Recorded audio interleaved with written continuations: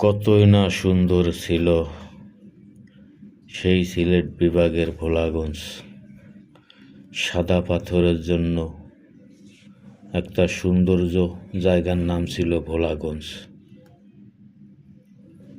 আজ সেটাই পাথর সরিয়ে বানায়া ফেলিল বালু। কতই না হাজার হাজার দর্শক ওই সাদা পাথর দেখার জন্য যাইতো এবং ছবি তুলতো। এই হলো আমাদের বাঙালিদের পরিচয়।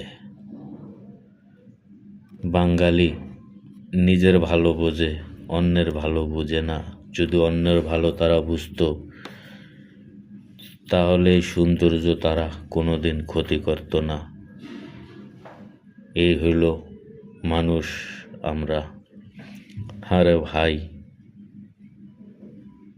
এত বৎসর ওইটার গায়ে কেউ হাত দিতে পারে নাই। অনেক গিয়েছে কিন্তু সেটা কোনো ক্ষতি করার চেষ্টাও কেউ করে নাই।